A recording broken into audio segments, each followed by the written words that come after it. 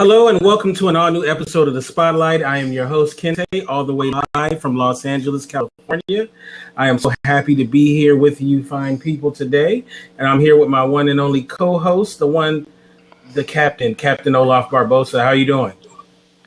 I am doing great. Earlier today when I talked to you, I thought I'd be on the road because I'm in Nashville, Tennessee right now. So I'm coming to you all live from Nashville, Tennessee, from my cousin's office on Music Row.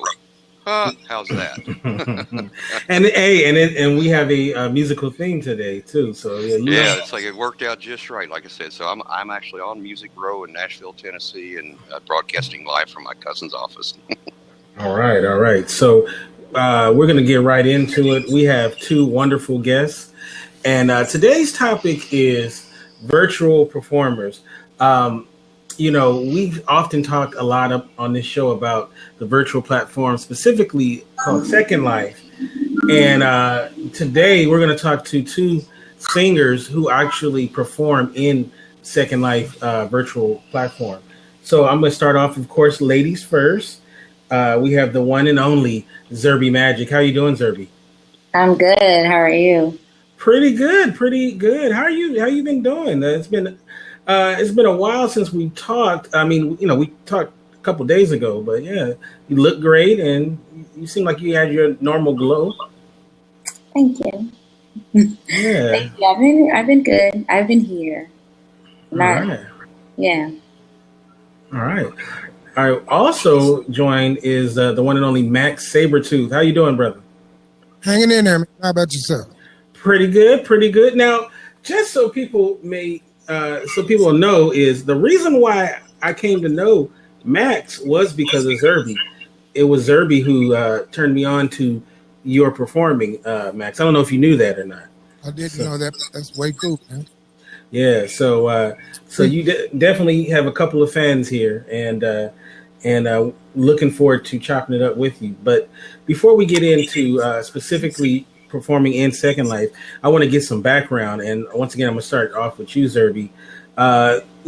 Give us a little background where you're from originally, and at what point in your life did you realize singing was something you wanted to do? I'm originally from Miami, Florida.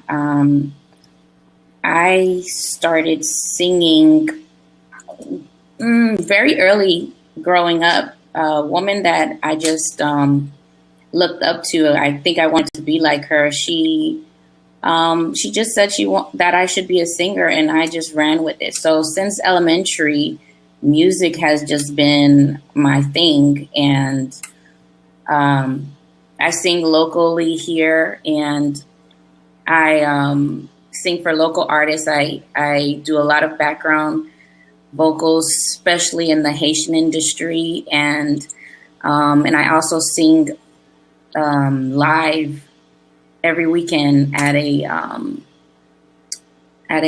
restaurant. So I'm always in music since then. Yeah, I love it. Now, Maxx, same question. Where are you from originally, and at what point did you realize that music was your gift? Well, I'm from and still live in Tulsa, Oklahoma. I was originally a trumpet player that picked up the trumpet in elementary school and played the trumpet until about in my 40s. Actually, I played in horn sections mainly. Didn't do many vocals. I would sing a song or two every now and then. And then I took on an illness to kind of slow down my horn playing, and so I picked up singing at kind of a late age. I was, as far as singing full shows. So I've been singing probably close to 20 years because I'm older than Zerbie. Zerbie's like my daughter to me. So now, back in the day, music was, they had a lot of music programs in schools, and it's very rare to find music in a really good, solid, active music program, especially in inner city schools. Now, did you pick up the trumpet in school? Yeah, that was one of the classes that in third grade they let you take music, band and chorus and symphony, the string stuff, the orchestra stuff. And all that was going on in elementary school during my age. Yeah, you know. Oh, go ahead. I was gonna say, it's like when you picked it up and started playing it, did it come naturally to you? In other words, because a lot of times when you start blowing a horn, your cheeks poke out and everything like that. When you started playing, was it kind of a natural? You just picked it up and hit it right off, or? Oh no, I had a lot of issues. I had my armature was incorrect, and I wasn't a great trumpet player. I was a decent trumpet player. I could get work, but it wasn't a natural instrument. Like, I know people who are naturally talented, can pick up just about anything and play them. I'm not the one. So, what made you pick the trumpet? I don't really know why I chose trumpet. Later on in life, I kind of resented the fact that I played trumpet because all the girls went for the sax players. There you go. That was my next question. Probably. Jealousy. I passed that up when I started singing.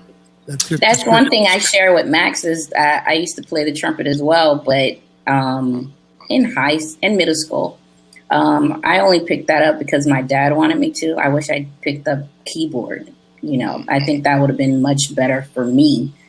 And I stopped playing because I didn't think it was cute for a girl. Well, it would be easier to play and sing if you did the keyboard, because playing and singing with the trumpet, it just doesn't come out right, Yeah, but with the trumpet or the singing, one or the other is going to lose some volume or something. Kind of, yeah, it wouldn't work. Wouldn't be pretty, Yeah. Now, before we get into specifically performing in the virtual platform, I want to talk about being a stage performer, because I really, maybe it's just the old guy in me, but I don't think artists these days really put a lot into their stage performance like back in the day. So, we'll start off with you, Max. When it comes to just performing live, whether it was trumpet or singing in front of an actual audience, how much do you value that, just being in front of an audience like that? Well, I've always treasured entertaining people. That's just been one of my things.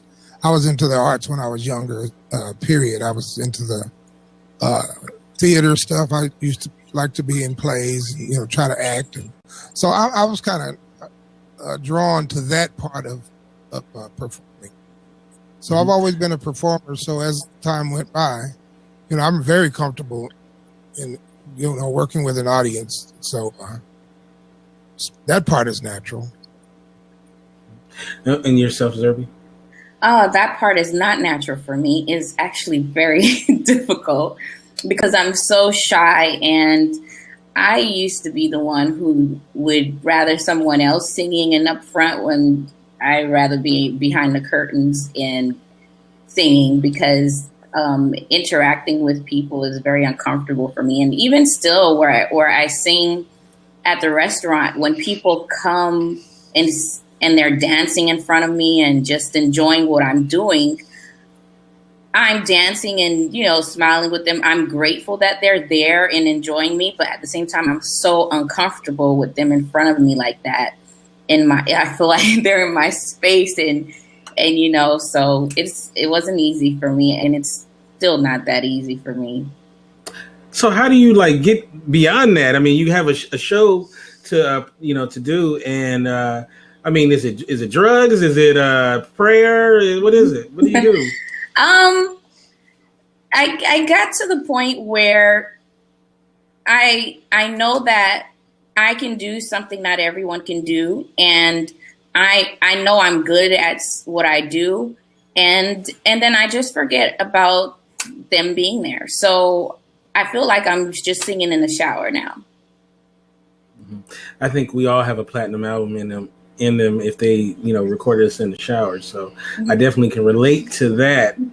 Now let's talk about just the difficulty it is in being an entertainer. Because I know there's a lot of travel. Your creativity is always being challenged and such. So talk about the difficulties as just being an artist, and how do you keep your mind sharp so that you can continuously produce good material. Anyone can take it first. Go ahead, Max. It's not really that difficult. Like I said, it's kind of natural for me, but it's kind of like the way I was pretty much an only child at all times, and I have no children. So therefore, the attention has always been on me, and I kind of like it. That's the thing that makes my day. So getting ready for gigs, I've been through my period of being young and doing the stupid stuff that a lot of young musicians do, that, and some progress to heavier problems than I had, and find danger in it.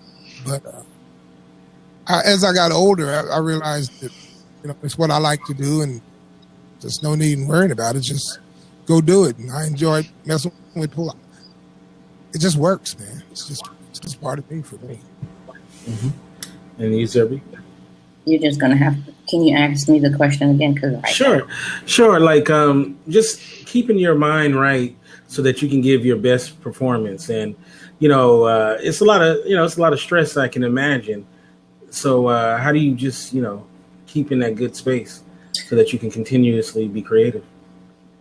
As far as being creative, I find that once I start listening to the melodies of, if I'm creating a new song or whatever, I that starts to flow. But even for my work, when I go sing every weekend and I feel like I'm bored singing the same songs and all that stuff, I start to complain in within myself, and then I remember the scripture that just says that do everything as if you're doing it unto the Lord. And that's important for me. And so then I find my happiness and joy there. And it works out. I think I have lost, the unhappiness of sometimes, or being bored doing the same thing. Now, every time we talk to creative people, there's a running theme of their family being a big part of their development. Now, some for the positive, some for the negative. So a question I want to ask you guys, let's start off with you, Zerbie. How important has your family been when it comes to nurturing your gifts and being supportive and such? That was very important for me. My parents, they grew up from the islands, and music in the islands of Haiti is not seen that much as a profession or anything like that. So although my parents felt like I should go to school for doctor or nurse or something like that, they still supported me by, paying for lessons and things like that. Although they didn't believe so much in me doing that only as a profession.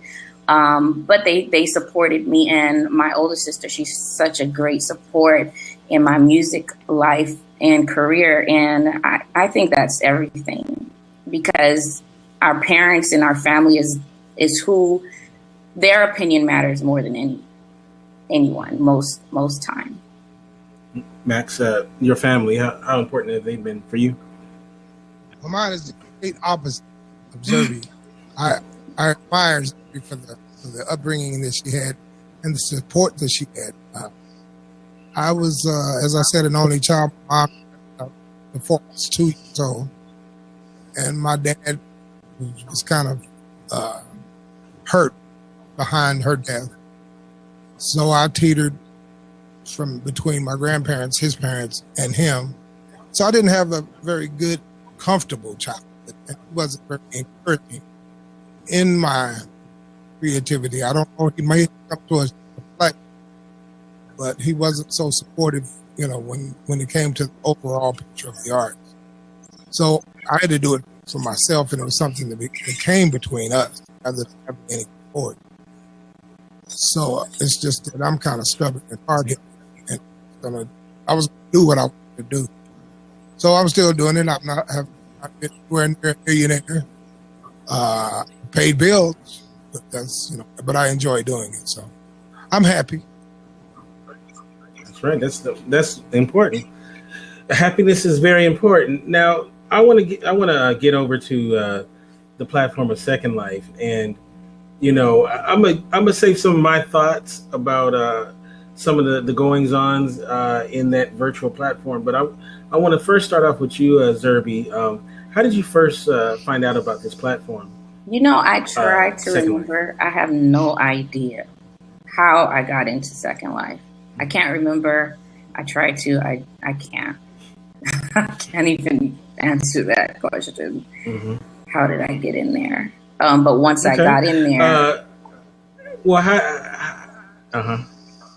No, go ahead. Go ahead. Well, I mean, once I got in there, and no, go ahead. You're about to answer my question.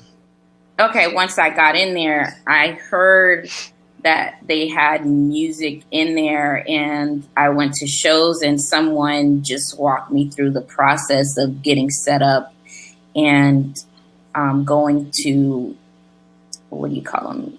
Not karaoke's. Is it karaoke's?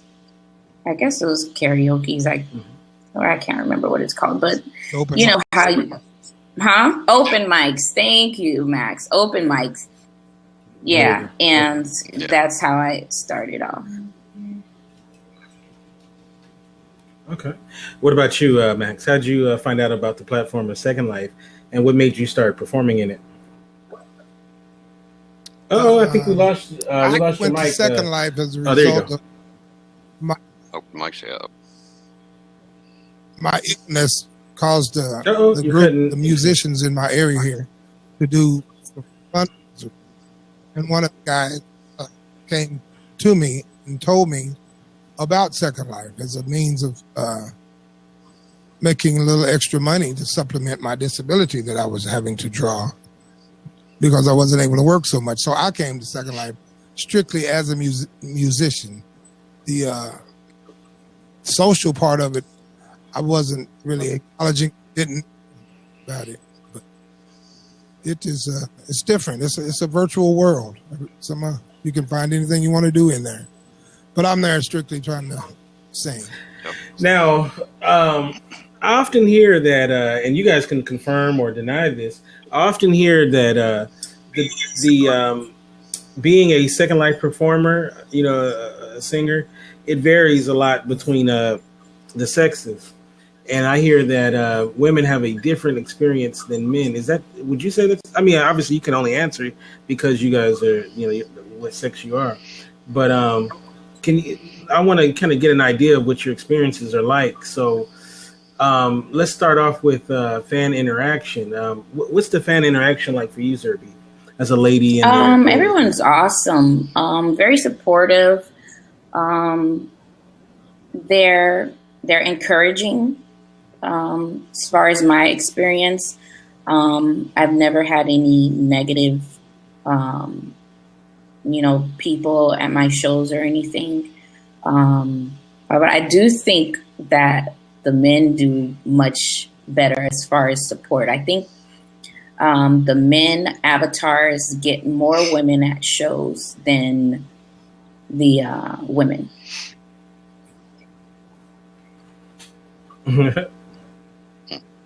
Now, it's like with when you're performing on stage, you dress your avatar in elaborate costumes, or keep it fairly simple, or how do you? Do you really? Yes, really I go all out when you perform. I do themes. I sometimes have dancers. I used to even have a band playing, my friends playing behind me or anything. So I enjoy being creative with my audience. We had an all white party that went awesome. I took it serious. I loved the creativeness that I was able to bring. It was fun. It was really good. Now I have to start off by saying, that Maxx is amazing. So, but I also have to say this is, it seems like women have to be like 8 times better to really do very well. Whereas it seems like there's like a lot of guys that are in there that is not that good, and they are getting over big time in Second Life. And Maxx, Maxx is definitely, one of the best. But there's a whole lot of fakers and shakers, men in there, and I'm sitting there seeing these women swooning over these guys, and I'm sitting there like, these guys suck, So it's quite funny. But so when you are a man and you're in Second Life, because it's such a huge ratio, women in favor of men in Second Life. So if you do anything that stands out, you're going to get a whole lot of female attention. What is that like in the virtual platform, Maxx, of the female attention that you get from doing your thing? Was that directed at? Oh yeah, because she can't answer that one. You said something about the male attention. We're trying to figure out how you get all these women, Maxx. I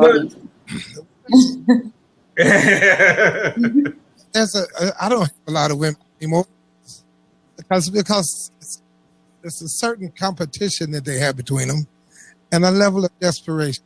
What we have in Second Life and other virtual worlds, I'm sure, are a lot of people who don't have a real life. That's the problem. They don't have anything to look forward to, or they're unhappy with what they do. And so entertainers or anybody that has any kind of celebrity in there is a target for magnetism to catch. I'm with blah, blah. And it's just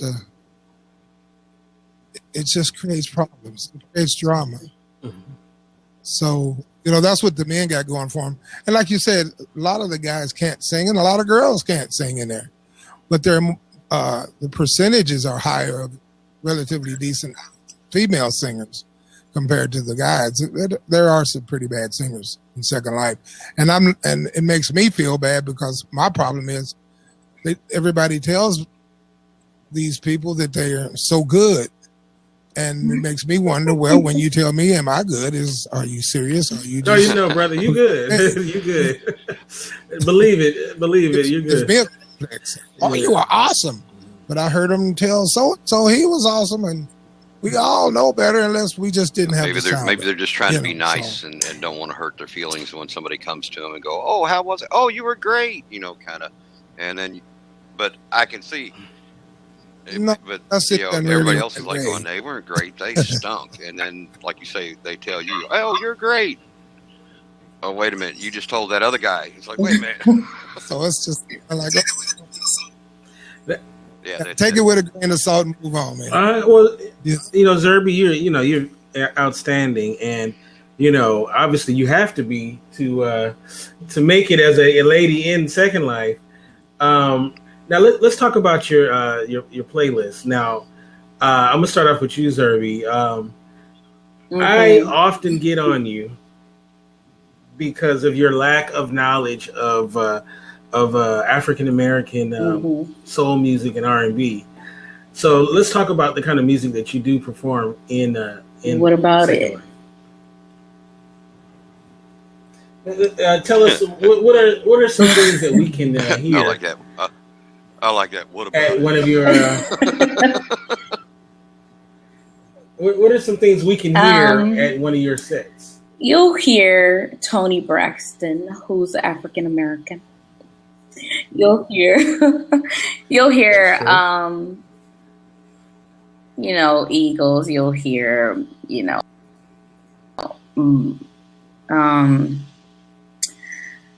Sade. You'll hear, it's just music that I like. I play music that I like, music that I grew up listening to, and I listen to all sorts of music. And it's always been, what I've always told you is that I wasn't raised listening to Nina Simone and stuff like that. My parents speak another language.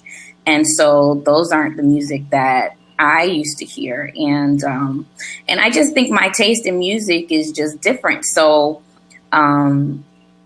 so I sing I sing different types of songs, and and you always give me hell about it.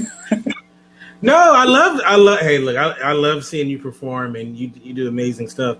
It's just that it's the fact that you didn't know some of these classics. Yeah, I did. I had to get on you about that. Yeah, I'm gonna have to like I don't know, do like Misery or something, and just have you listen to music. I'll sing Shania Twain and everything, and even at work, I get that all the time.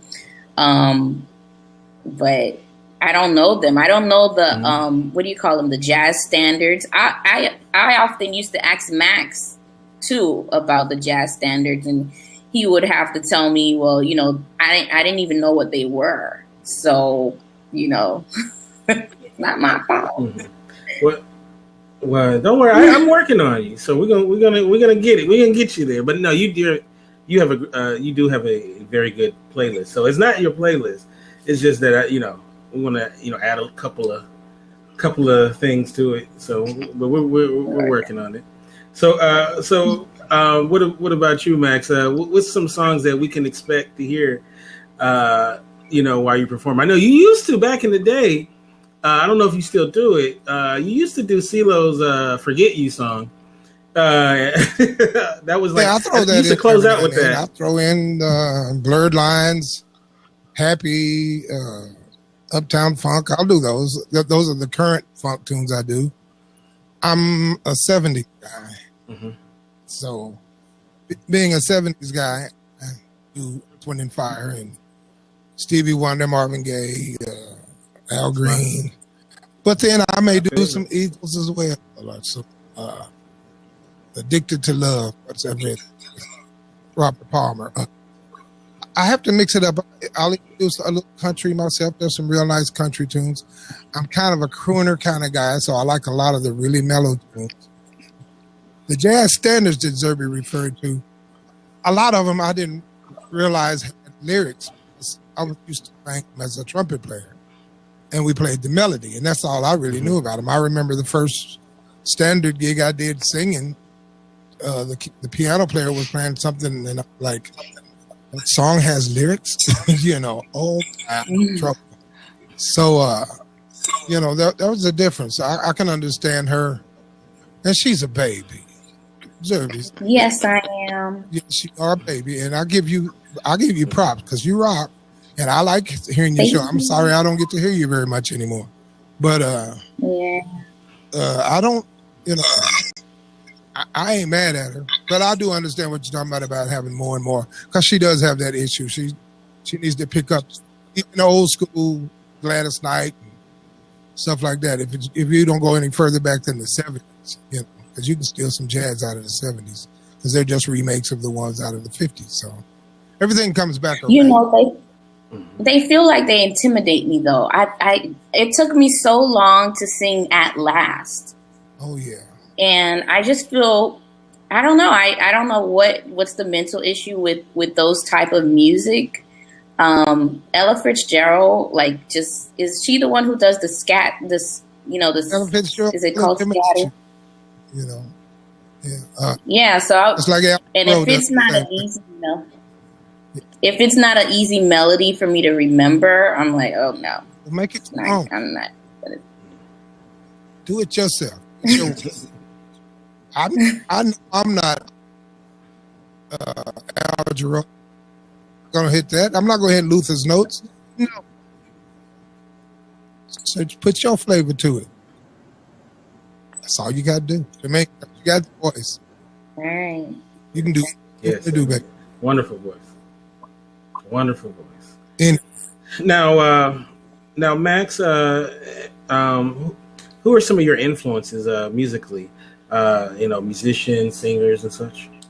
Besides me. Besides that. Yeah. My influences on trumpet or singing? Just period. Musical influences, period. Okay, well, one of my biggest idols of all time would probably have to be Stevie Wonder. It's incredible, his and Prince squeaks in right behind it now. And it's not particularly that I have a taste. It's material, although I like it. I just think he was so talented in general. The same with Michael Jackson. They're great talents, you know. But as far as people that I like to emulate to a Beatles, Vandross, Marvin Gaye, Al Green, there's some older, some that didn't popular, Wilson, I like his voice. Will Downing is one of my favorite current voices. Love Will Downing. And of course, Charlie Wilson, he's a homeboy, so they're in the mix. So those are going to be my vocal mentors. So what about you, Zerbie? Who's some of your musical influences? Well, I've always listened to Billy Ocean, believe it or not. I love me some Billy Ocean. And that's what I grew up listening to. And I sing, my song list is more full of men's songs than women's songs. And really? Yeah. I mean, I don't know if it's because, you know, all that romantic, mushy stuff that girls like. So that's what I used to listen to a lot, you know, Boys to Men. I love Boys to Men. I love Tevin Campbell. That's what I grew up listening to. And Toni Braxton. So much so, Toni Braxton, that they call me Little Tony. you know what's so funny is women have an advantage because women can sing a song that was written by a man that's like a love song about a woman and not change anything, right? Yeah. A guy sounds kind of weird singing a song about, you know, her man, blah blah blah blah blah. We got to remix it when we sing it. It don't sound right. But I definitely some of my favorite vocalists are female as well. My favorite of all is Marvin Gaye, my favorite, and Gil Scott-Heron. Those are my two favorites. You know, but you know, one thing is I have like my go-to music when I gotta do, you know, working on something. You know, it's Gil Scott-Heron, right? Do you guys have like a go-to artist? Like that you know, if you need to, you know, maybe you're in a bad mood or a go-to song, you know, that cheers you up or whatever. Max, you go while I'm thinking. Didn't you hear me? Go, I can't think of what I generally do just to get me and the crowd in a good mood. And it works 99% of the time. It's just pick whichever Motown tune I'm in the mood for. And Motown, I played it for country clubs, you know, for country bars, because I would know 2 country songs and the rest of the show would be Motown and you could be a success. So Motown is my go-to. People always like some Motown. You know, Zerbie, while you thinking of yours, I was in Detroit like a month or 2 ago or something like that. And I went to the Motown House, right? And, you know, it's a museum. And they have a place, like the echo chamber, where they would record. And so while you're on the guided tour, they allow somebody to come up and sing in the echo chamber. And, you know, I ain't no singer, but I came so close.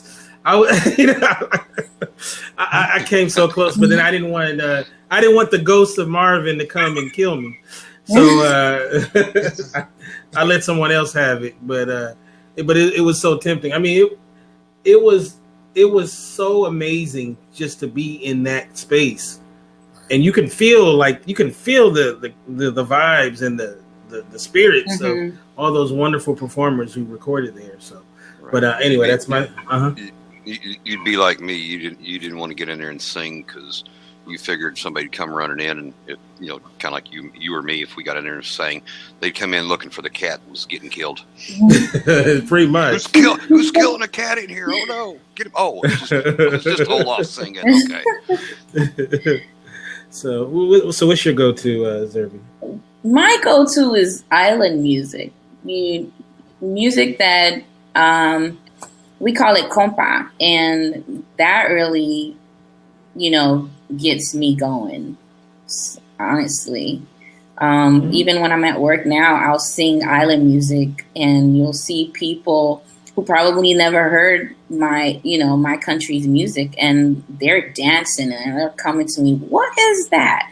And because it gets you moving. Mm-hmm. Yeah, so that's what it's my go-to. All right. Now, I know. I guess it's been a couple of years ago. You put out a single, Zerbie, mm-hmm. and I know you were talking about potentially recording an album. Is that still something you want to do? I still want to do it, but my spiritual life has changed so much that maybe the original focus has changed a great much. I do want to do a Christian album, but I also want to do a love song album, but I want to be responsible as far as what I put out now, instead of the way I used to, just write. And I guess one of my songs there's a song I wrote, it's called Love Overdose. And even as I listen to it again, I'm like, oh my gosh, that song is so full of lust. And so, I need to listen to that again.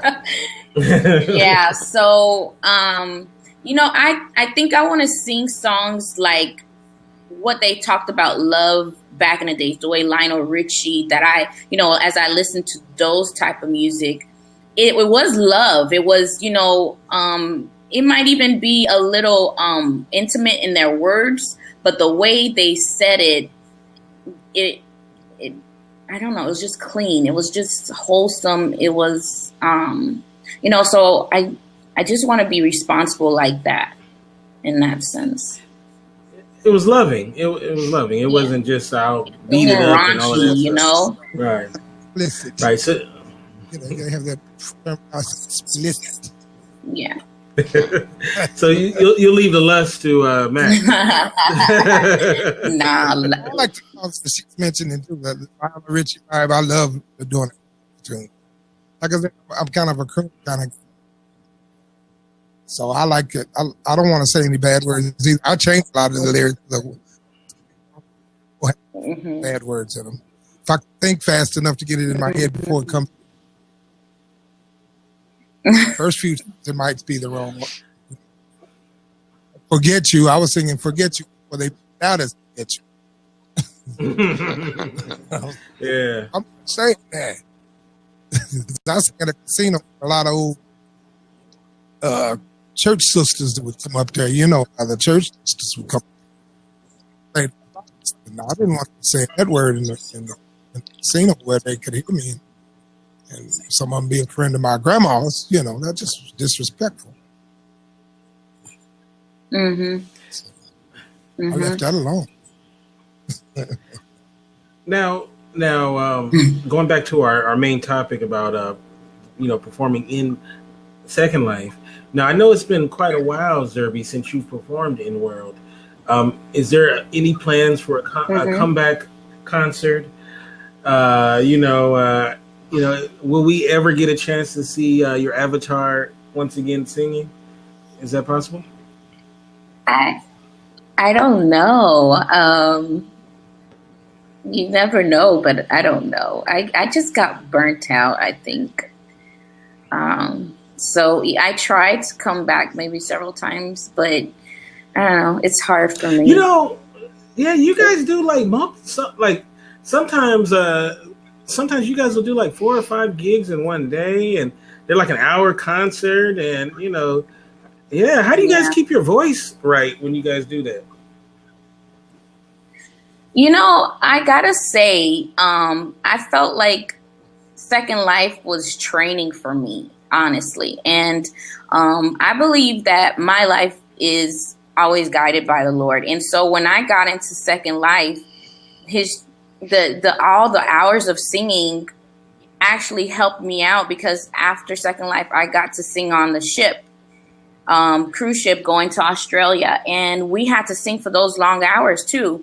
And I was like, man, look at how, the training of singing all these hours in Second Life got me prepared. And now even where I'm singing, I'm the only one who sings 2.5 hours straight.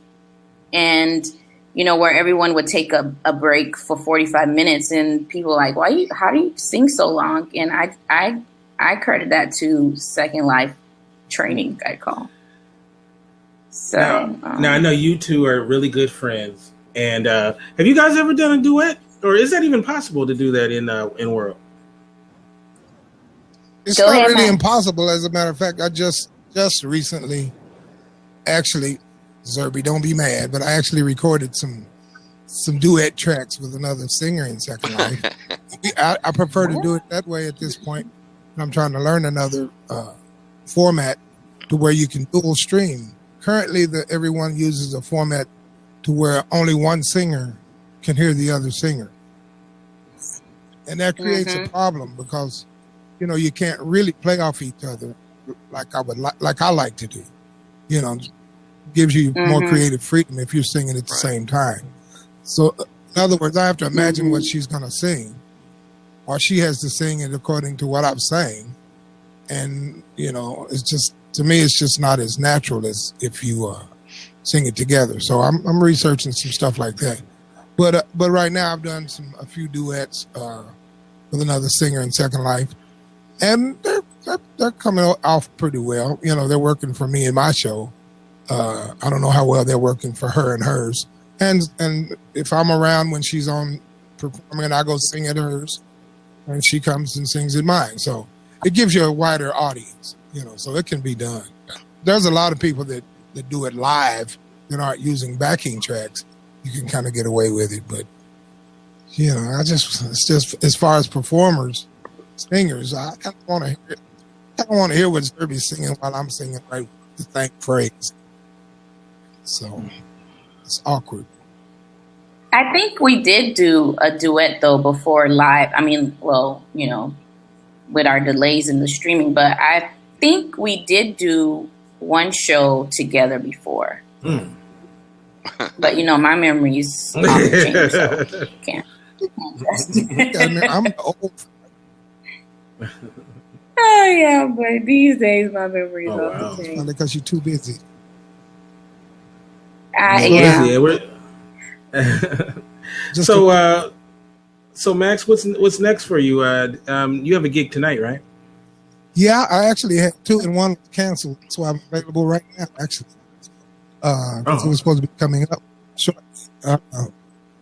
So I have one later on tonight. I'm cutting mine back because, like I have a health issue. I'm in the process of being checked out to have a heart and kidney transplant, which is why I came to Second Life, because I can't perform too much live. And here in Oklahoma, they still smoke everywhere. So the smoke has run me out of the bars. So Second Life is a good place to, like Zerbie said, to work up your courage.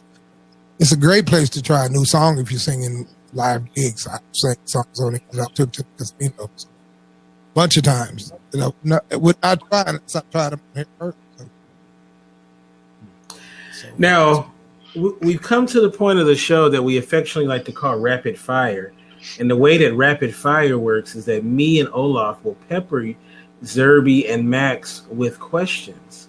Now, they may not be necessarily about singing. They could be a little personal, but we don't get too personal because we don't get down like that. So are you guys ready for some rapid fire? We don't got no choice. All right. So the first question we always start off with is, a couple of years ago at Coachella, they had a hologram concert for the rapper Tupac. What dead artist or band would you like to see a hologram concert of? Zerbie first. Michael Jackson. Yeah, I agree. Michael Jackson? Okay. Olaf? Okay. If you could go anywhere in the world, where would you go? Max. Korea. Okay. No, that's good. Korea. So you both get to answer. Oh, my bad. Sorry. Max. The first place I would go, probably Peru. Nice. Peru. Okay. Nice. Korea, Peru. All right. What is your guilty pleasure junk food? Either one can go first. Cold cuts for me. Cold cuts? Do them very often. Yes. I've been having. Everyone knows chicken wings for me. Wing. That's right, Miss Chicken Wing. Okay, if you weren't doing what you do now, what do you think you would do? In other words, as far as career or whatever, if you weren't doing what you're doing now, what do you think you would do? Zerbie, let's go with you first. A cook. That's like I'd good. be a cook. Singing cook. All right, that works. Okay. Max, what about you? I love it. I'd be one of those guys that went around and tasted her cooking. There you go. You're so wise. All right. Once again, we're going to stay on the food train. If you were on death row, what would your last meal be? Chicken wings to the end. Oh, Yeah. chicken wings. Okay. Well, I like tenderloin steaks. All right. Okay, this one's a real difficult. Right. It's going to make you really dig deep into your personal psyche and everything else. So I'm going to let Max, I'm going to let you go first. Dogs or cats? Dogs. Okay, Zerbie. There you go. Dogs. I can see it. All right. Here's our last question. We always end with this. And, so we're going to base it in the cities that you guys reside in. Okay. Being that Zerbie, you're from Miami, you got to help a brother out. A young man is going to take a young lady out on a date and he needs your advice. So tell him the perfect date to take a young lady out on in Miami. I would say Vizcaya. Vizcaya is a beautiful place with beautiful scenery, and you can walk and see the architecture, buildings, and the nice plants, and you get the chance to talk and walk. Okay. Just Vizcaya, okay. And lean in and get that kiss, right? yes. All right. Max, in Tulsa, Oklahoma, you got to help the brother out. He needs your help. 911. A young brother needs my help. I'd He needs your help. to my grandson. Well, let's say he's busy. What's the Maxx Sabertooth date? I'm older, man. I'm going into the jazziest spot I can find where they're doing some old school. I like some jazz standards and some early R&B stuff. It's what I want to hear personally. I don't really care much about today's music, so. But the young people like some of the older music as well. I found that out, so I can't be mad at them. But I know that they have their own thing going, and I don't fit into that mold. Okay. So I would refer them to the grandson. He's he rocks. He's always out there somewhere. All right, that's what's up. Well, thank you so much for coming on the show. It was sure. Now you got to dig deep in your psyche. This is for Cap and Oh, she asking us questions. All right. To be or not to be? That's the question. That is the question. Maybe. Go ahead, Cap. It's like definitely maybe, be. but yeah, it's like I'm going with 2B. No clue, but I'm going to go with maybe. I don't even know what it means. Definitely be. That was cute. I like that. I know. She turned the tables on us. Well, once again, thank you for coming on. And I'm gonna start with you, Max. How can people get you in social media, as well as if they want to book you for a show or see you perform live? How can they do so? Well, they can Google me as Maxx Sabertooth. S-A-B. It's Max. M-A-X-X. Triple X is too much pressure. Sabertooth like the tiger. S-A-B-R-E-T-O-O-T-H. One word. At gmail.com. Or you can Google that. same name, and you can find a variety of videos and whatnot. But you can always reach me through the Gmail account, and you can always get some video somewhere. I don't post most of them. Well, myself, I don't post any of them, but they're out there. So you can see live as well as the avatar that way. All right, that's what's up. And Zerbie, how can people get you in social media? And I know you have a website and a business as well that we want to let people know about that as well. Talk about my health and wellness business. Okay, well, yeah. So I'm helping people lose weight and eating healthy, and also taking supplements that will help them get off medications. You can find me on Instagram, Roserbie-Theoc. My full name actually is RoSerbieTheoc, and Facebook the same way. I think I'm the only one in the world called Roserbie-Theoc. The best. She is the best, Roserbie-Theoc. And also, too, now I know you have some music available. Is it on iTunes? Yes. You can find it on iTunes. It's Zerbie, Zerbie. All right. Thank you. So what we're going to do is we are going to bring in our next two guests, and we're going to continue on with the show. Thank you. Thanks for being on, guys. It's been a pleasure. Thank you. Thank you for having us. Bye, Zerbie. Bye, Max. Love you. See you soon. All right. All right. Bye. All right.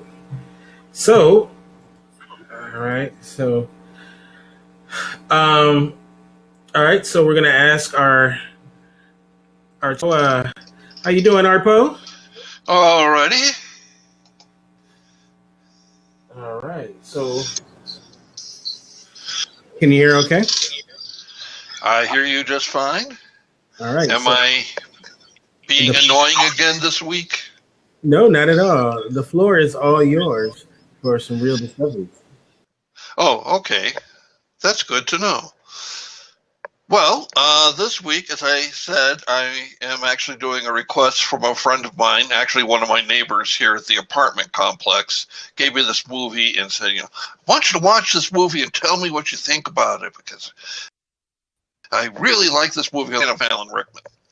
So she gave me a movie, The Search for John Gissing.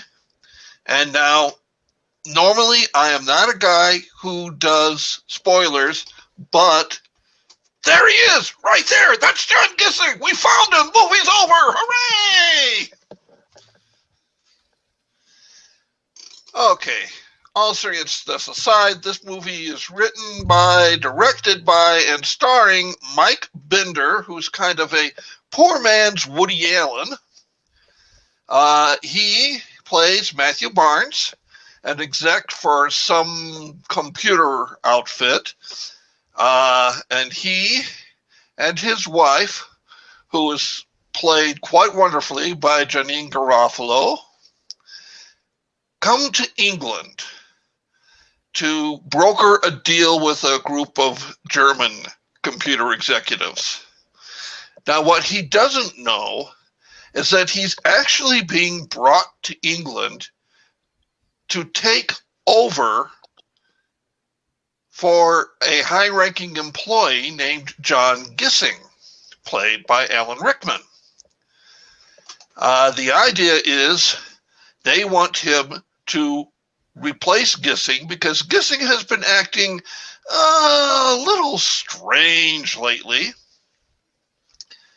So they say, come over. He's just been told, come over here and make the presentation, though. He doesn't realize that he's there to actually replace another employee. But Gissing knows because he saw a memo that he wasn't supposed to see. So he spends the next few days making Matthew's life and his wife's life a living hell, giving them bad advice,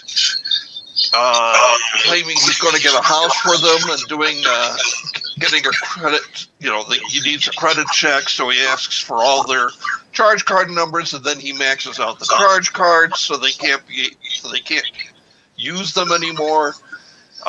Tells them not to bring any money with them. Puts them in a hotel suite that actually belongs to the French CEO of the computer company. And they end up getting involved with a nun who's actually a stripper in disguise trying to break up their marriage. Well, eventually, Matthew figures out that Gissing seems to have it out for him for some reason. And so he starts taking revenge on Gissing. And the results are comical and humorous, but it was a difficult film to enjoy. I mean, there were scenes where I really did laugh out loud, mostly scenes that involved either Alan Rickman or Janine Garofalo, who is her marvelous bitchy self in this movie. But the movie has quite a few flaws in it, one of which is the editor was apparently an epileptic. He liked to do jump cut things. I'm going to use the cover here now, okay? It's people walking down the street. It's like, jump, all these jump cuts. It's like, no more, please, no more, I beg you. Mike Binder, I felt, was weak as the lead. He should have just, written, because he wrote a very witty script, and the direction wasn't bad, but he shouldn't have acted it. He should have hired someone else to play the character of Matthew Barnes, because for me, he didn't quite carry it off. And when the lead doesn't carry it off, well, that's, half the movie spoiled for you. Well, in this case, only a third, because obviously Alan Rickman steals every single scene he's in. He's absolutely marvelous to watch. And hey, the man can tap dance, both figuratively and literally. I would recommend this film strictly for Alan Rickman's performance, because he is truly outstanding in this. Also, Janine Garofalo, this is one of the better parts I've seen her do. Probably the best since Mystery Men. So, I mean, she is really funny in this. And I'm not a big Janine Garofalo fan, but this movie kind of turned me around a little bit. So that's one for you, girl. Alrighty. Well, for next week, we're going to pull out the incredible Psychotronic Encyclopedia film. And who wants the difficult task of giving me a number from 2 to 802? Olaf. From 2 to 802. 437.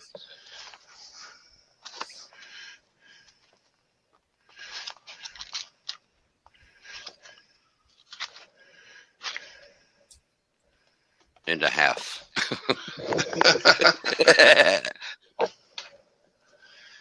You don't want to say things like that, because sometimes I can do that. And then I'm not the one who looks silly.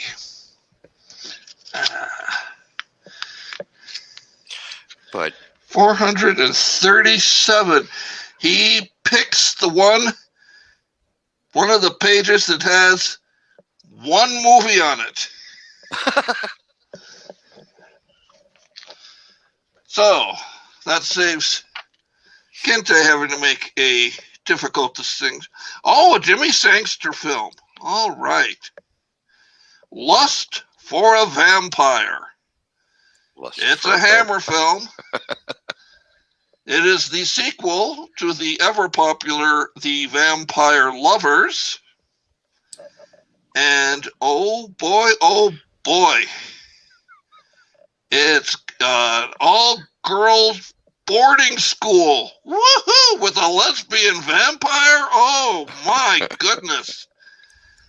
and a song good, called Strange Love. All right. Well, we'll see if I can track that one down and tell you all about it next time on Real Discoveries. In the meanwhile, I shall turn things over to our delightful dilettantes of debonair debauchery, Kinte and Company, gang. All right. That was good.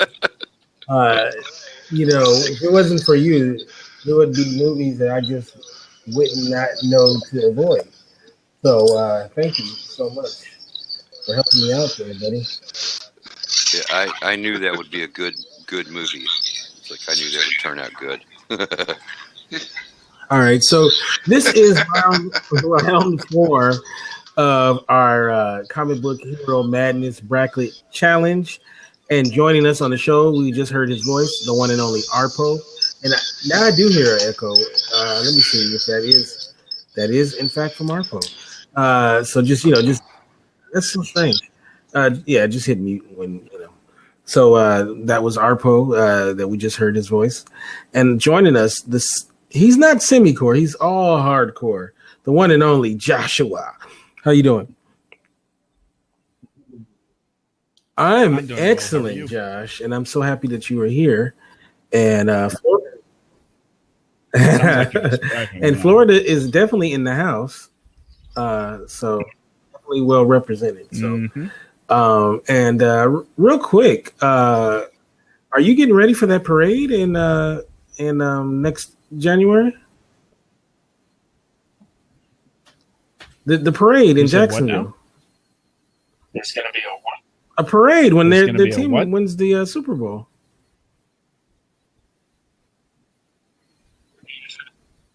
Yes, You're talking about the Jaguars, right? They're great all of a sudden.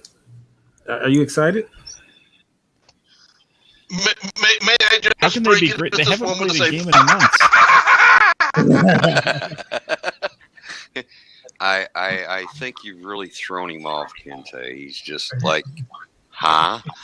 Kent, are you perhaps thinking of the Marlins, who are playing well right now, but they play baseball, not football? The Orlando Breakers, the team that was coached by Hayden Fox. I saw a thing on the NFL channel where they said that they're a dark horse Super Bowl. Yes, so, dark horse. I think it's a really dark horse.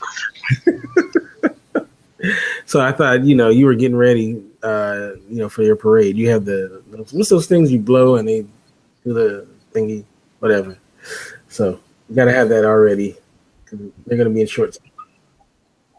Even if they won the Super Bowl, I would not be out participating in any kind of parade. I'm a Texans fan. Yeah, but you're in Jacksonville. When in Rome, right? When in Rome. Well, I'm not in Rome. I'm in Jacksonville. All right, so let's get to It's like when in Jacksonville you do the Texan thing. That's what it is. Yeah, that sounds about right. All right, so let's talk about another competition, and that is the round 4 of the Comic Book Hero Madness Bracket Challenge. And we're going to start off with the Superman bracket. Remember, Superman last week went up against Green Arrow, so that's 1 seed versus a 4 seed. And with 80% of the vote, Superman defeated Green Arrow. And this will set up a matchup of the number 2 seed, Deadpool, versus number 6 seed, Daredevil. And with 90% of the vote, Deadpool beat the shit out of the blind man. So we have a matchup. Now, this is an epic matchup. We have Superman versus Deadpool, which I would love to see that matchup. So we're going to start off with Arpo. Who do you got?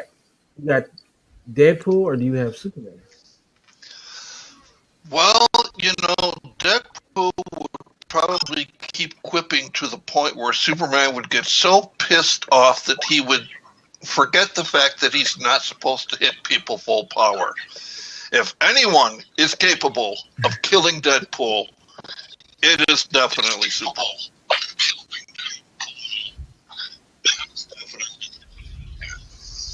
That's true. All right, and I'm gonna say this on purpose for Josh last. So Olaf, Deadpool versus Superman. Who you got? Superman's going to take out Deadpool. It's because he's going to get so irritated at Deadpool. He's going to pull out the laser, his heat vision, everything else. He's going to turn Deadpool in just a pile of. Well, he's going to turn Deadpool into a pool. All right. Now I'm saving this last. Oh, and Carlos is here, and I definitely want to get Carlos's input on this. Now you have Superman versus Deadpool, and this is to go to the Final Four. Now we have the ultimate choir boy versus the ultimate. What's the opposite of a choir boy? I don't want to say bad boy because that's kind of corny. The ultimate asshole. So, who do you have? Deadpool is dead. Josh, who do you got? Superman or Deadpool? Well, I'm trying to figure out a way to say this without sounding rude. So, in the words of Judge John Hodgman, all guesses are wrong. You see, Deadpool's going to take this. He may not be able to break Superman's bones, but he can break something else that will prove really helpful, and that is, of course, the fourth wall.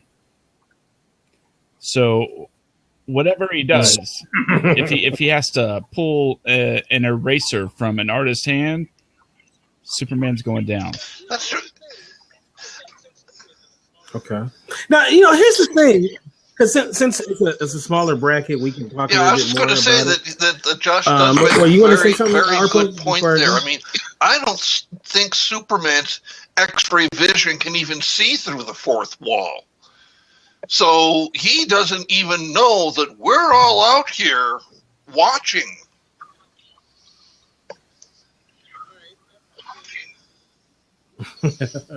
All right, I'll say this. Every time we have a battle in which Superman is a part of it, the conversation is always, if you have kryptonite, it's a different battle, right? I think Rogue was the only one where you guys believed that she could beat him without kryptonite. Kryptonite, yeah. I like to assume in these battles with Superman that he doesn't have kryptonite, right? I mean, the person he's going against. So in my mind, I think Superman beats Deadpool, and because I'm gonna X out the kryptonite. I just think that one thing, couldn't Superman take him up in outer space and just drop him? Would he be done? Not done, just certainly given a break. Sure. She said, "Well, kryptonite is sold in every candy store." Hilarious. I like my thinking is that could he stop him from carrying him off into outer space? I don't think it's really relevant because going into space doesn't bother him. Yeah, no, I'm saying he could drop him off, and then he doesn't die, so he'll just fall. Go splat. Pull back together and be ready to fight some more. But how's he going to get back? He's just going to perpetually fall. It's like are you talking about just him taking him out in space? Just dropping him out. Just like bye. Well, I think in the world of about everybody. Comic books, that would be called a draw.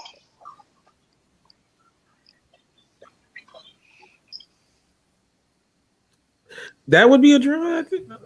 Says Deadpool would simply vaporize with Superman heat vision. But not enough to keep him down. Oh, yeah. So, and Deadpool and Superman have one thing in common: they're both dead. Spoiler alert. In our second matchup, we had and I'm sorry, our next matchup, we had the number 1 seed Spider-Man versus the number 5 seed Doctor Strange. And with 80% of the vote, are you guys surprised? Because Spider-Man will be moving on. Not surprising here.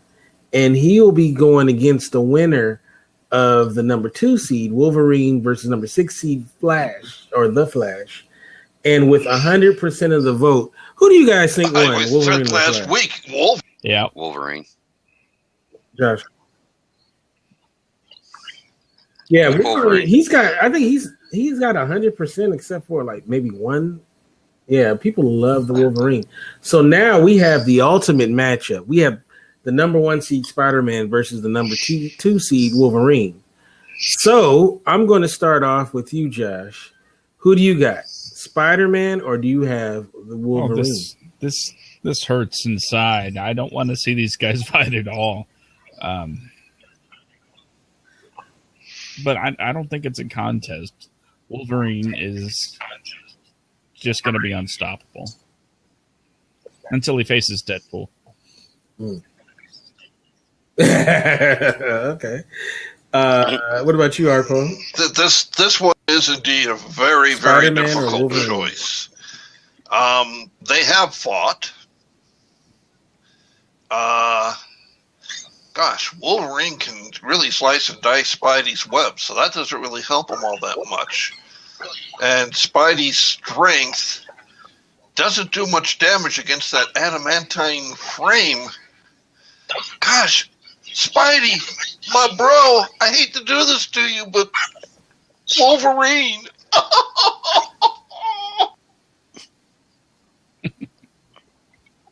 Yeah. Yeah, and Spider-Man can die, so yeah. What about you, Olaf? Yeah, it would be a tough fight. I mean, they're both. It'd be a fairly decent match, but Wolverine's going to come out on top against Spider-Man because, Spider-Man may have strength, but even if he gets Wolverine tied up with enough webbing, Wolverine's just going to bust out of it. And like I said, if he gets all them claws into the Spider-Man, that's going to be it. Because Spidey can die. Okay. Now, Wolverine. I think in a straight up fight, Wolverine wins, right? But you don't always have to use who you think would win in a fight as your metric for who advances. It depends on what you think, whatever you want to use, right? So the question I want to ask you guys before we move on to the next matchup is, in the last 10 years, there's been X-Men movies and there's also been Spider-Man movies. Now, what character you think is more popular based on the last 10 years of movies and whatnot? Would you say it's Wolverine or Spider-Man? Based on the last 10 years, I think Hugh Jackman was such a great casting choice as Wolverine that even people who had never heard of him before, weren't all that familiar with the X-Men, still think Wolverine is the greatest. Now, since I was a kid, Spidey's been the greatest for me. But I got to admit, I have really come to respect Wolverine a great deal from the movies. And I don't like the X-Men movies. And I certainly did not like the last Wolverine movie. Mm-hmm. But all said and done, he's made Wolverine the flavor of the month, you might say.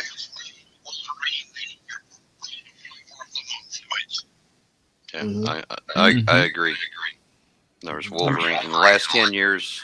Wolverine's comes out more than Spider-Man does. I completely agree. I don't think the Spider-Man movies compared to the 858 times Hugh Jackman's played Wolverine so far. But I do think that's about to change. Since we saw the new Marvel Universe Spider-Man, I think we're in for.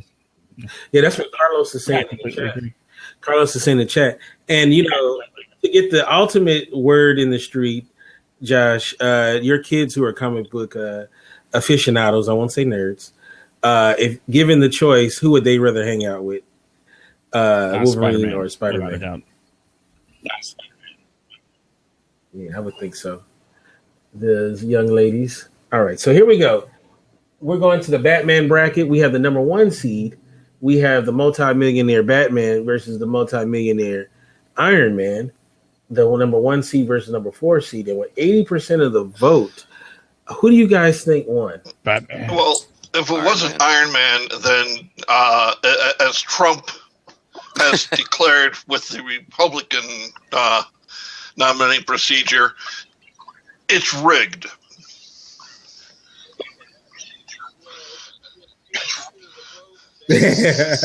Well, with 80% of the vote, Batman actually defeats Iron Man. Which, I was quite surprised that it was so one-sided. I thought it would have been a lot closer, Batman versus Iron Man. But Batman defeats Iron Man handily. So Iron Man can't fight. He says, "Did you know that Black Panther is richer than them both?" Yes, that is most certainly true. He's really a badass. He's probably smarter than both of them. They're, we're going to get to Black Panther in a minute, but he's extremely intelligent. Now, the winner of Batman versus Iron Man, which is Batman, is going to go up against the winner of the number 3 seed Captain America versus the 10 seed Nick Fury, and with 90% of the votes. You guys last week talked about how great it would be to kill your boss. Well, Captain America knows what that's like because he defeats his boss. So Captain America. So now we have a great matchup of Batman versus Captain America. That is Ben Affleck versus Chris Evans, aka Daredevil versus the Human Torch. So. Carlos in the chat says he believes the captain wins. Let's go to Olaf. Who do you got? You got Captain America or Batman? Ooh, it's like they both have between Captain America and Batman. They kind of have the same moral type thing, and they both have pretty good toys. I don't know. I think maybe Captain America would win.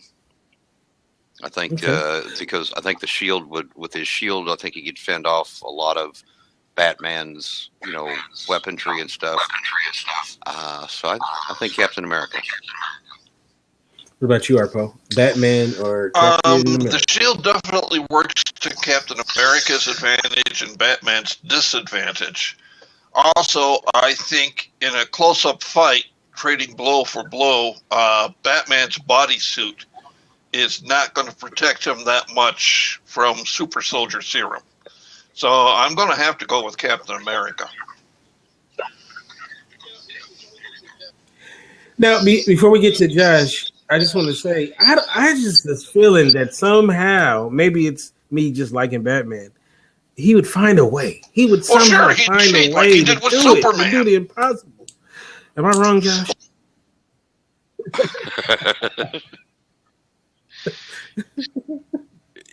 Are you trying to think that Alfred would cook up some sort of?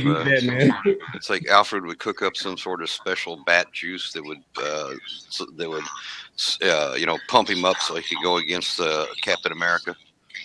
Can he just go to Wakanda and get some vibranium? Batman universe.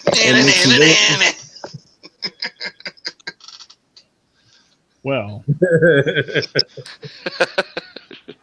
we've seen this fight before. 90s crossover DC versus Marvel. Fan voted for the winners. It was a big thing. And if I'm not mistaken, that actually did end in a draw as the universe was ripped apart.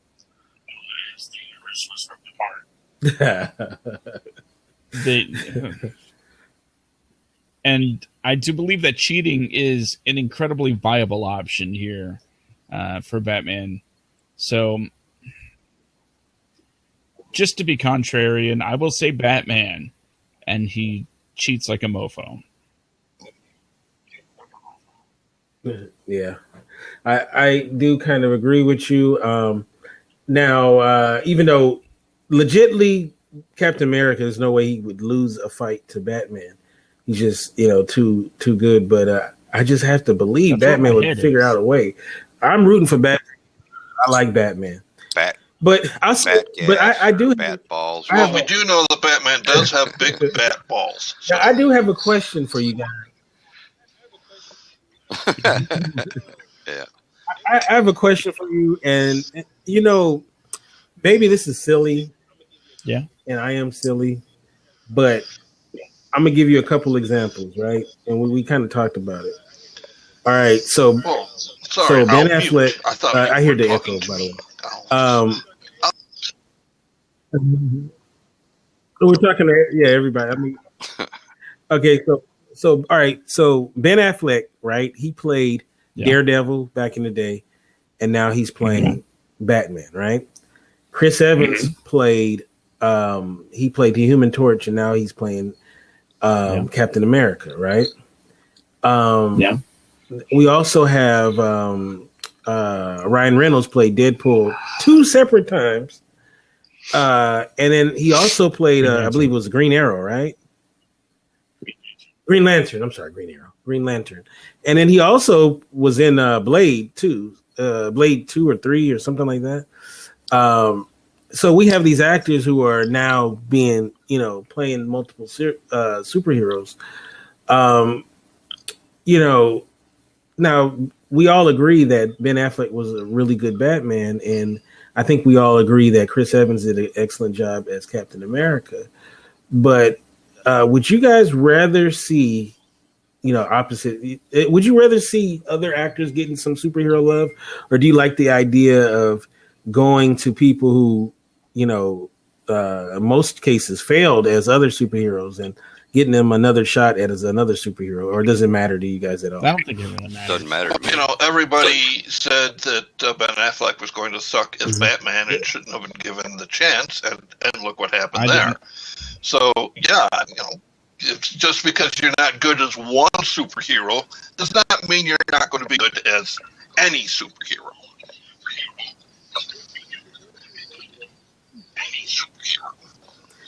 But don't you think with these actors getting multiple bites at the apple that we're missing, really great opportunities to see, actors such as Gary Busey as Jim the Hulk, Carrey as Deadpool,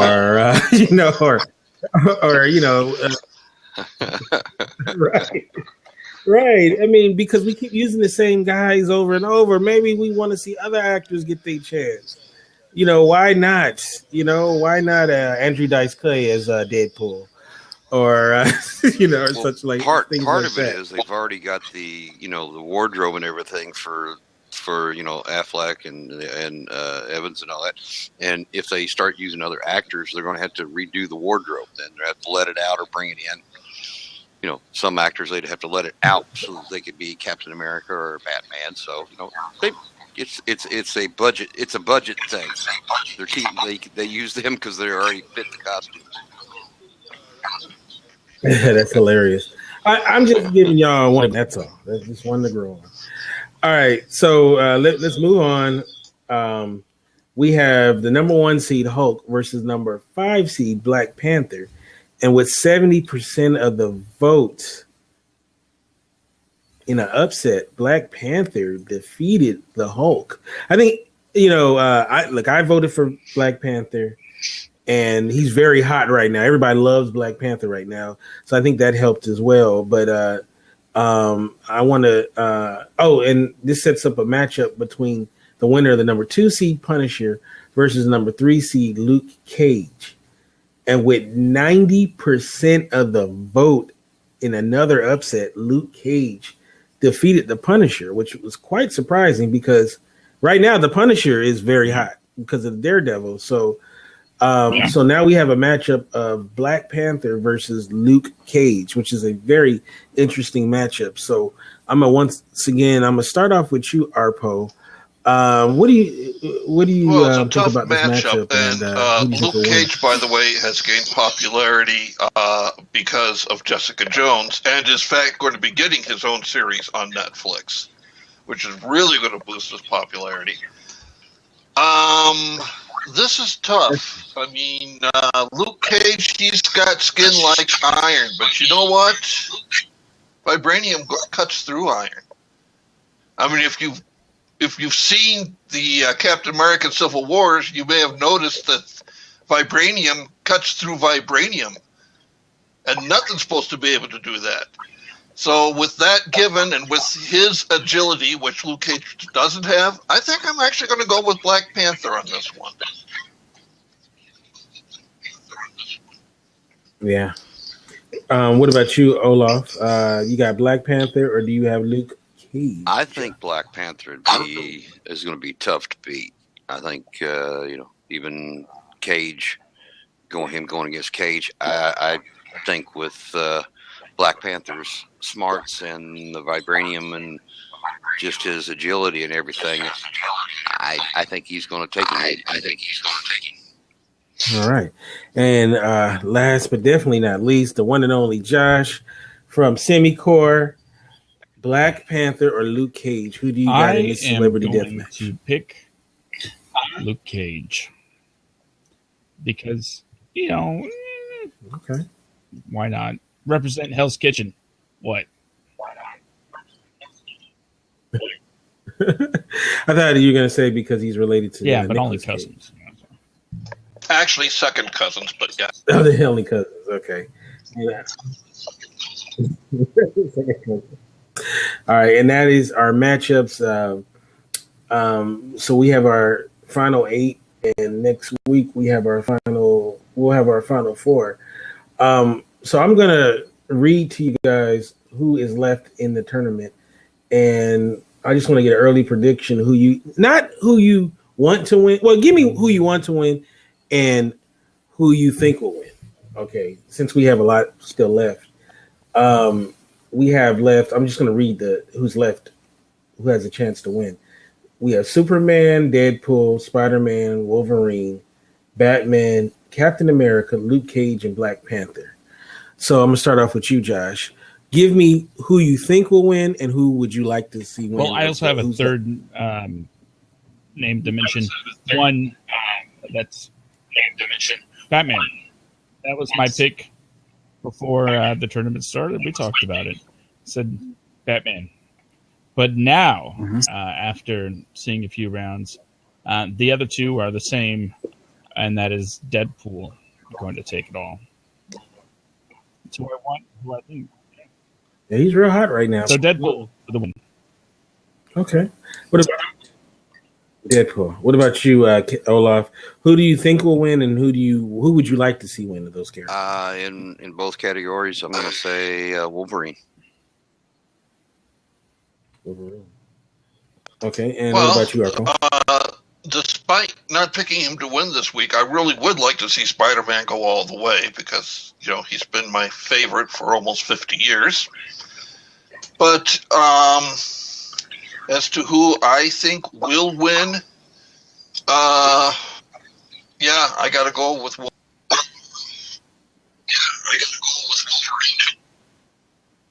Mm-hmm. And who do you want? You said you want Spider-Man to win. Mine, who I want to win is Batman, but who I think will win is once again Wolverine. It just, there's this love for Wolverine since I was pretty young. Though there was this love. He was always really cool, and I think Hugh Jackman. He's been playing Wolverine since. What, 2000? Well, let's face it. He's been playing. Wolverine has these long knives that come out between his knuckles. I mean, you can't get much cooler than that. Just and then they go back in, and they're retractable. It's like, remember back in the 50s when switchblades were cool? Same thing. There you go. Now, also though, of the people who are left, the characters who are left, which one of them had the single best movie? It could be cartoon, or it could be live action film based on their character. And this is of all these characters. What do you think? Which one of these characters had the single best movie, cartoon, whatever? Not comic book, but cartoon movie. Cartoon or live action movie? Jeez. Yeah. Well, whether Or it's you could do cartoon or one live of both. action, I think Batman. I mean, The Dark Knight Rises is the movie that I think a lot of solo superhero efforts are going to be measured against. And in terms of animation, boy, The Dark Knight Returns, they just did a spectacular job with that. Dark Knight. You mean Dark Knight, right? Not Dark Knight Rises. Yeah, yeah. You said Dark Knight Rises. I was like, I don't think that one. People like that one either.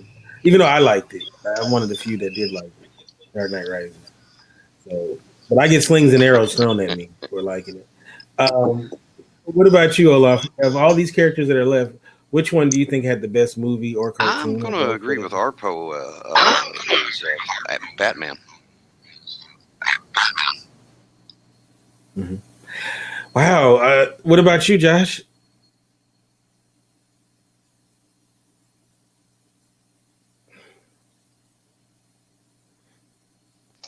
Josh, are you there? Sorry, had a little daddy issue.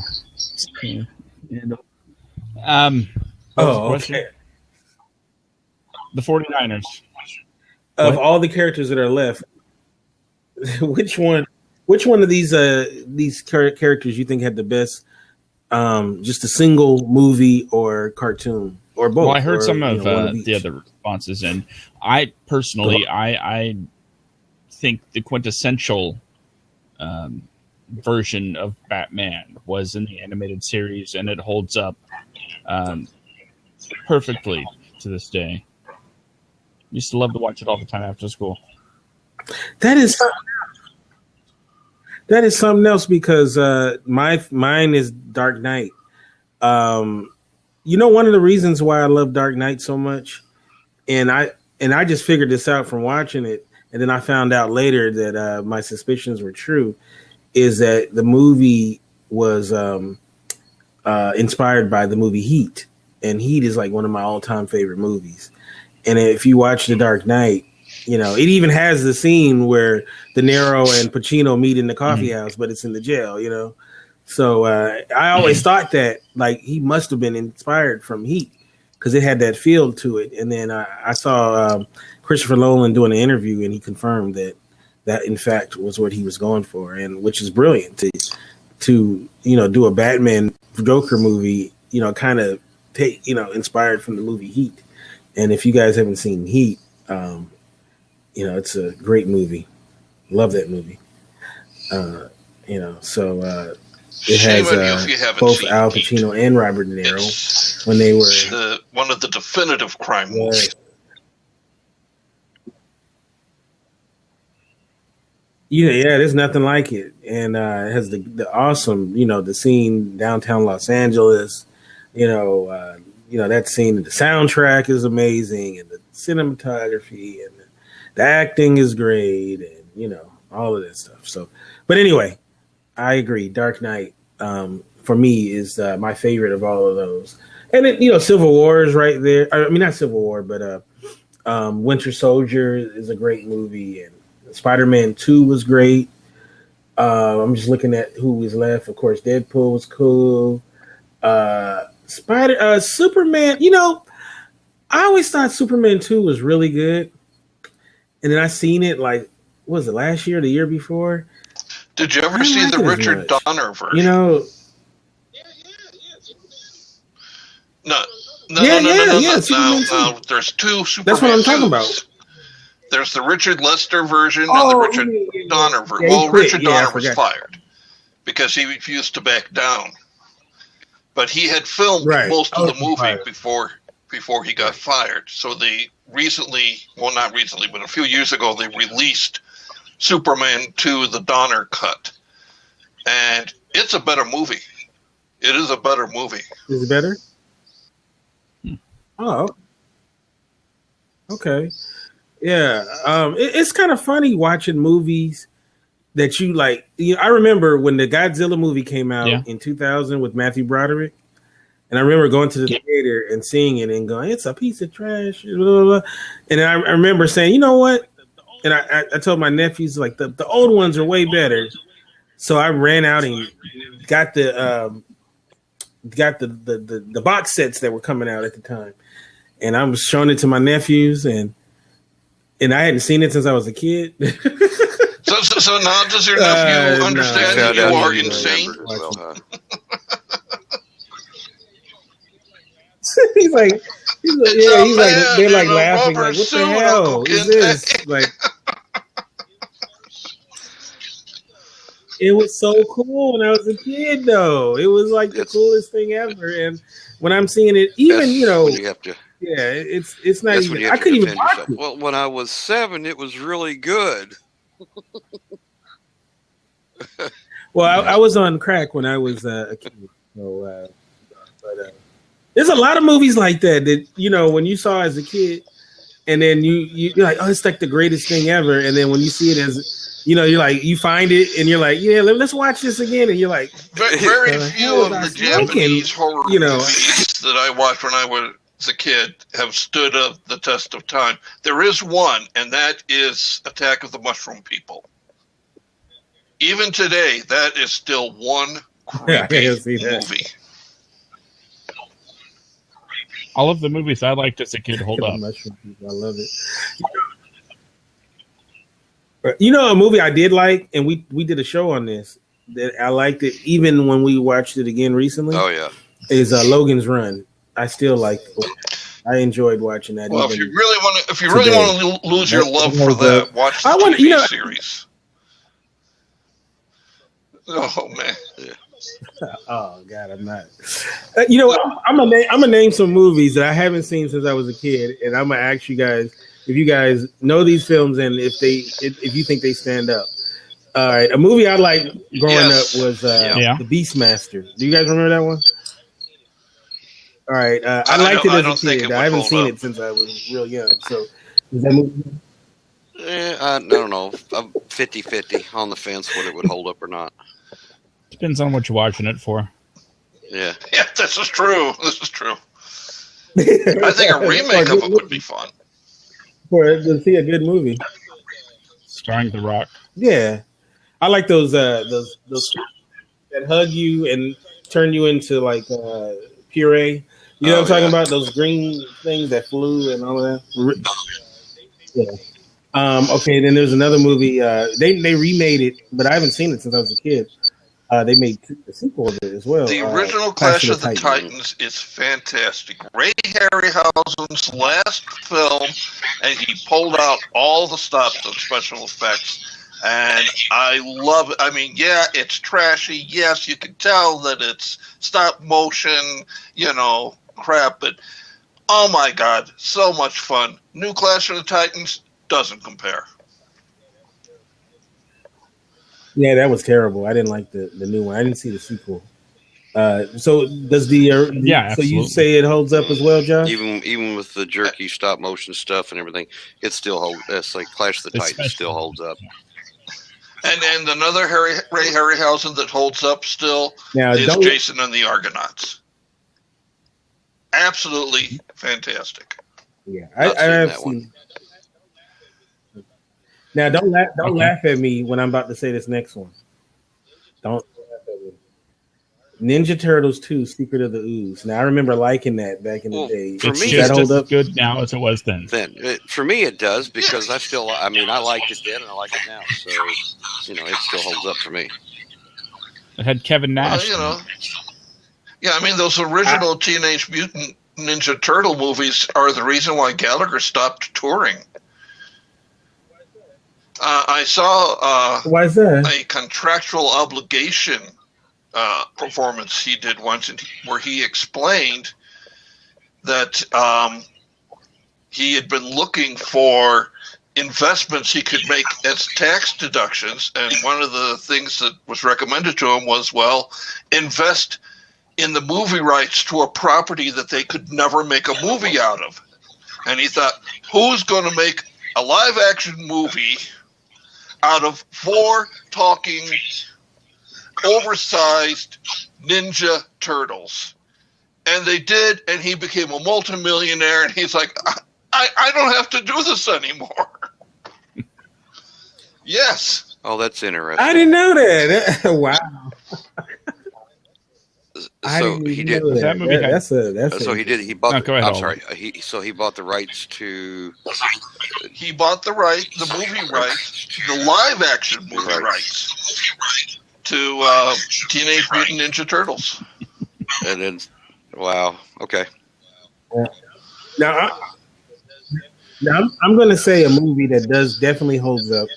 I have seen it multiple times as an adult. Yes. And that's the Goonies. I watched it 57 times. That's the biggest waste of. That's the biggest waste of film there ever was made. It's horrible. It wasn't any good then. It's not any good now. I mean, no, I'm just kidding. I just got to bust on you a little bit there, kid. No, Goonies is another one that's good. It's a children's Indiana Jones. I mean, that's what made it fun for me. Oh yeah, it was a great film. I've watched that several times. If I'm flipping channels and I catch it on a like where they're re-showing it, that's like I always watch it. That's a great movie. I love it. All right, and then I got 2 more movies. Big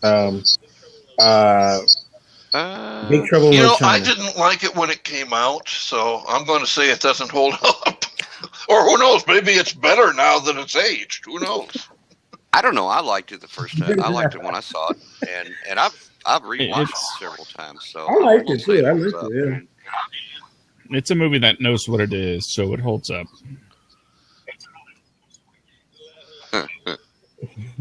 The last movie, yes. Over the Top by Sylvester Stallone. Only Sylvester Stallone would think that a movie about 2 men holding hands for 20 minutes at a time is interesting. It's about family, Family. Can't remember. I can't remember if I've seen that one or not. I'm sure I probably have. But the arm wrestling and he gets movie where he's like an arm wrestler. Turning your head backwards. Well, okay, it didn't impress me that much, I guess, when it first came out, and I'm just like, so I guess it wouldn't be impressive now. You know the movie Real Steel with your boy Hugh Jackman, the robot?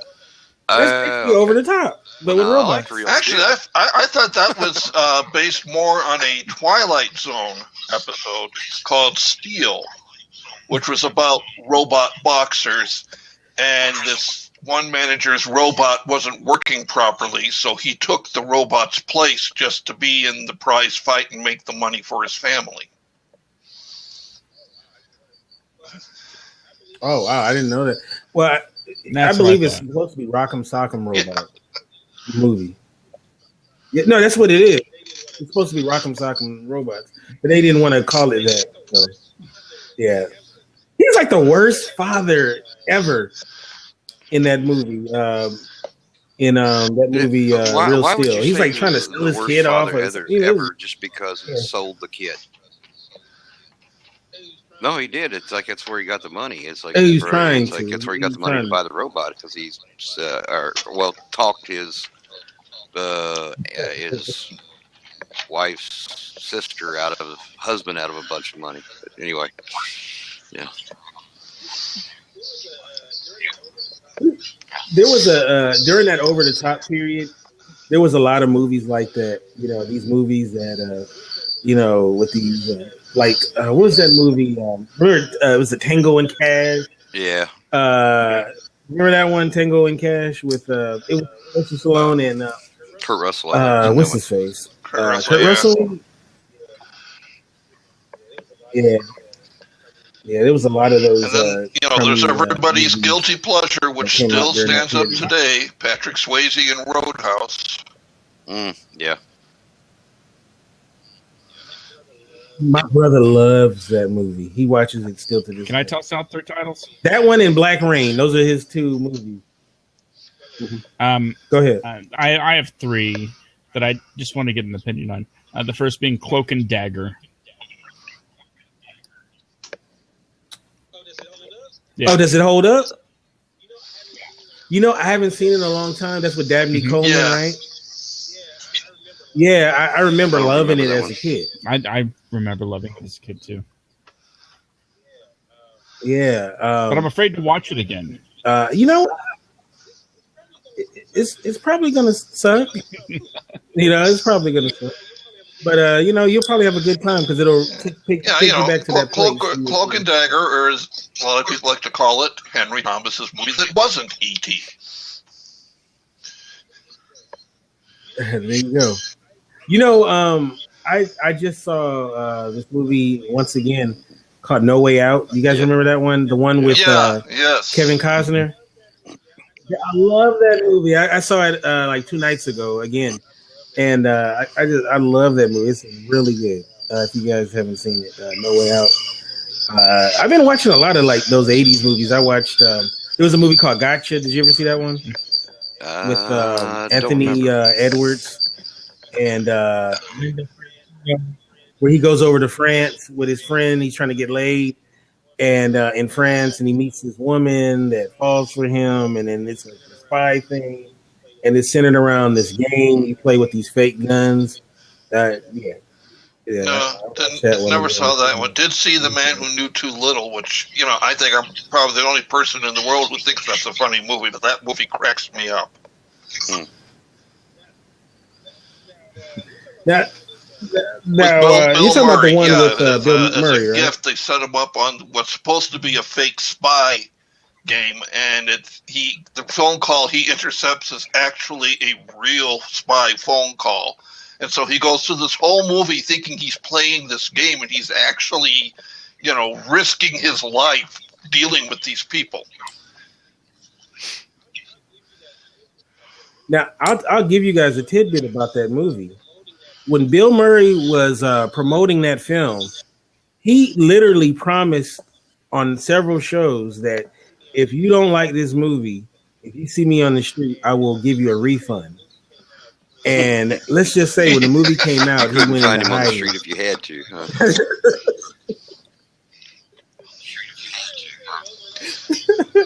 He literally said it over and over, like, this movie's so good. If you didn't like it, the difference being that I actually worked with a guy who knew where Bill Murray's Chicago apartment was.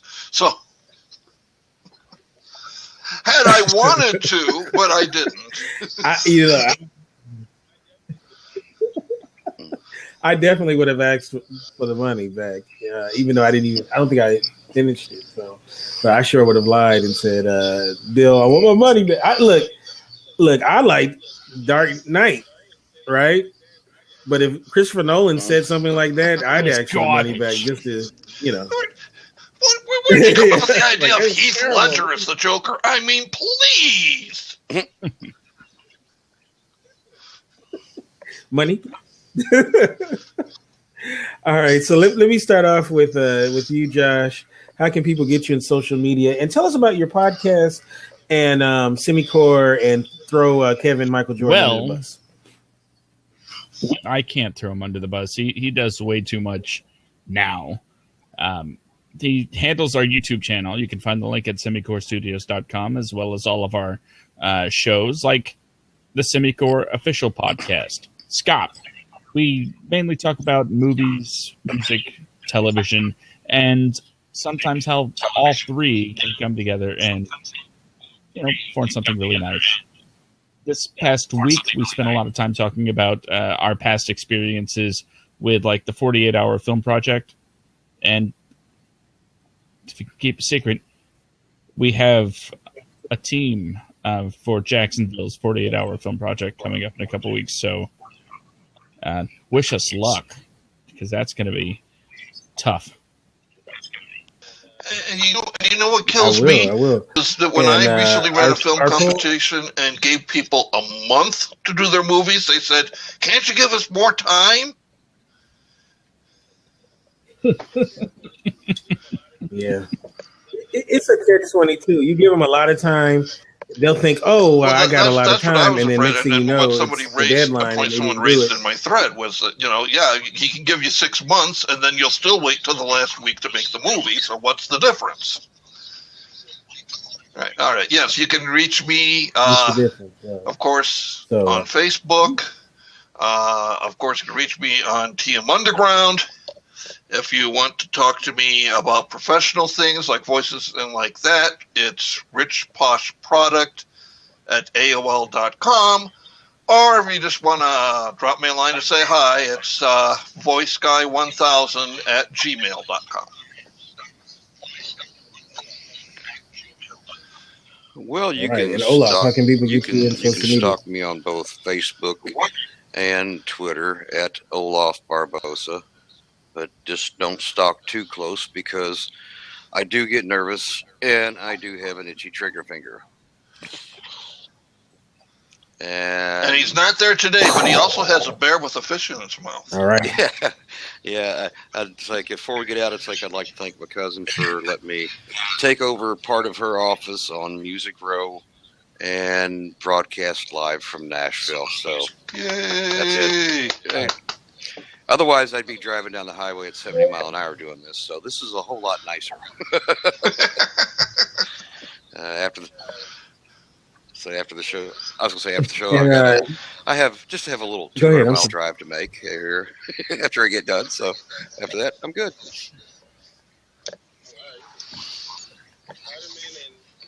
Oh wow, you get Spider-Man and who's that? Is that Five-O? Five-O Mouskowitz. Okay, you can follow me. Mouskowitz. You can follow me at Kente F. And of course, we'll be back next week with our final four. And I want to give once again a thank you to both zerbie-magic and Maxx Sabertooth for coming on the show. And you guys have a great weekend. Peace out.